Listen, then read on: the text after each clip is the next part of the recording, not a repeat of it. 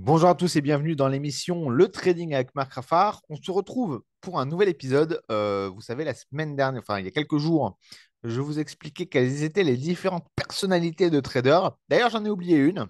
Je vous la rajoute aujourd'hui. Revenez sur la vidéo, hein. Et il y a le trader gourmand. Alors, le trader gourmand, j'y ai pensé en mangeant un Mars. Euh, le trader gourmand, c'est celui qui n'est jamais satisfait des résultats obtenus. Il en veut toujours plus, toujours plus, toujours plus. Attention, c'est un trait de personnalité qui peut vous amener à la perte. Il faut savoir, voilà, se satisfaire de ce qu'on a gagné. On ne peut pas prendre les plus hauts, les plus bas. On ne peut pas saisir toutes les opportunités de trading. Alors, aujourd'hui, on va parler des styles de trading. Il y en a cinq. Il peut y en avoir plus. En vrai, honnêtement, ces cinq grandes catégories, en réalité, il y a autant de styles de trading que de traders et autant de stratégies de trading que de traders. Alors, la première est peut-être la plus connue, celle dont on parle le plus, c'est le scalping.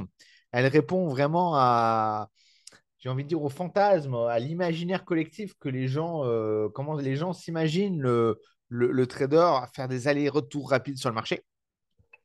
Donc, le scalping, évidemment, c'est aller jouer sur les micro-mouvements du marché, jouer sur quelques secondes, quelques minutes, des trades seulement.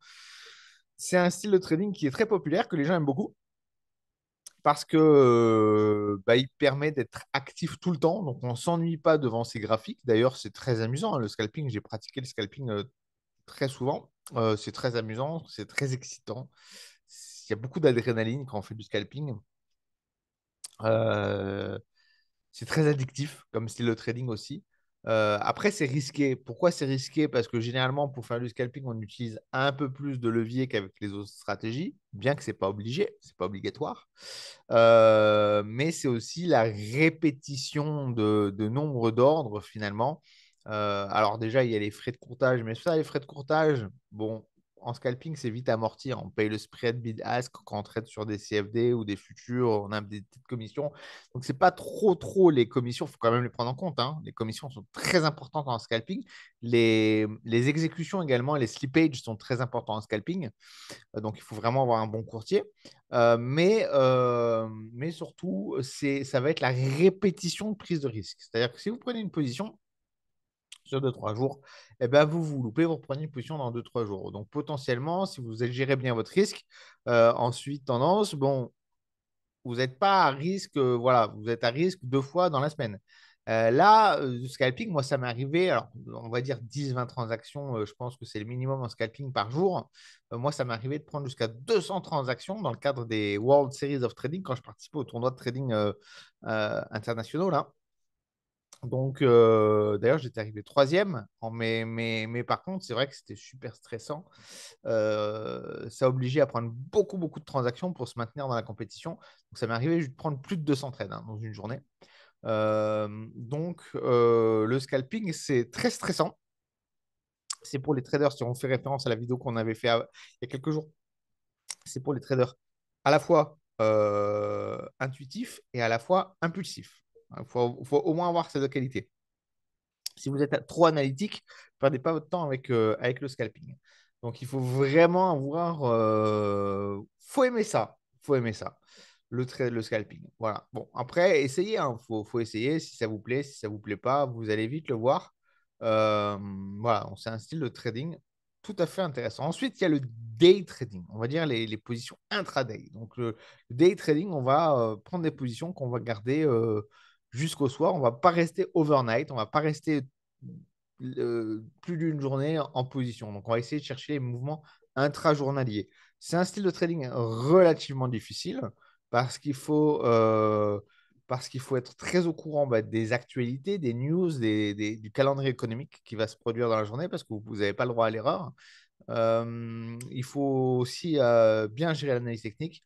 C'est un style de trading qui est, à mon sens, quand même relativement difficile parce que dans une journée, il peut s'en passer des choses. Mais bon, c'est un style de trading qui a le mérite d'être plutôt, comment dirais-je, strict parce que vous ne gardez pas vos positions plus d'une journée. À la fin de la journée, vous fermez, que vous soyez en gain ou en perte.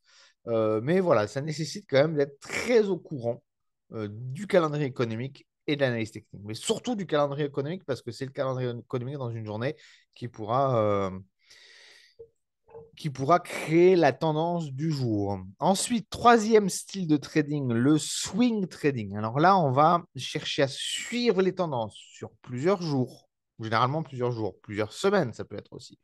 Donc, on ne va pas se fixer une limite de fermer les positions le jour, mais on va essayer de chercher les mouvements et d'accompagner les mouvements des tendances, alors sur plusieurs jours, sur plusieurs semaines.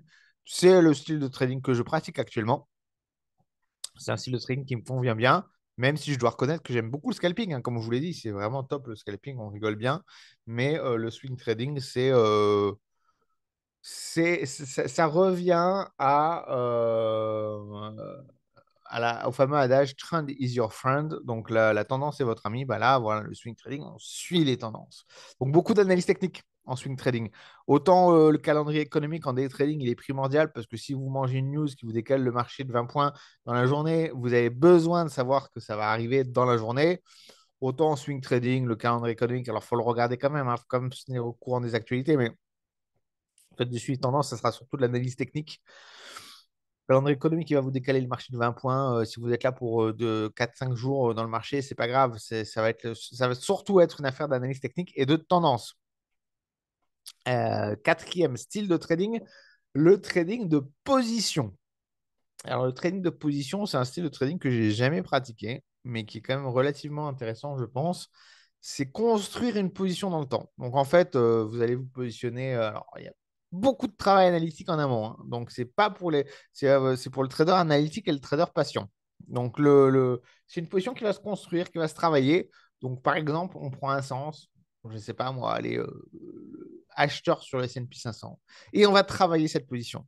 On va optimiser son prix d'entrée. On va parfois vendre un petit peu, racheter, revendre, racheter. On va travailler son prix d'entrée. On va travailler sa position dans le temps. On va des fois réduire le levier, des fois l'augmenter. Et l'objectif, c'est que cette position, elle peut durer plusieurs mois, même peut-être des fois plusieurs années. Et l'objectif, c'est de travailler. Alors, en général, on travaille une, maximum deux positions, mais on la travaille. On la travaille, on la travaille, on la travaille. Cinquième et dernier style de trading, c'est le trading de news, ou le trading d'annonces plutôt. Donc là, ça va être suivre les annonces qui sont faites sur le calendrier économique, les annonces, les news, les discours de banque centrale ou autres, et de jouer l'effet d'annonce. Alors on est très proche du scalping, parce que ce n'est pas du trading qui va durer des heures, ça va durer quelques minutes, mais on va jouer l'effet d'annonce. Le scalper, il peut scalper le matin, le soir, l'après-midi, la nuit, si les marchés sont ouverts, ça pose aucun problème. Le trader de news, lui, il va trader au moment de la news. Il va jouer l'effet d'annonce. Donc ça, il faut très bien maîtriser la macroéconomie, bien sûr, pour ce type de trading. Voilà, on se retrouve dans une prochaine vidéo. Abonnez-vous, partagez les vidéos. Prochaine vidéo, ce sera les 5 éléments clés pour réussir, j'ai envie de dire, en trading, en tout cas, 5 conseils pour ne pas se planter.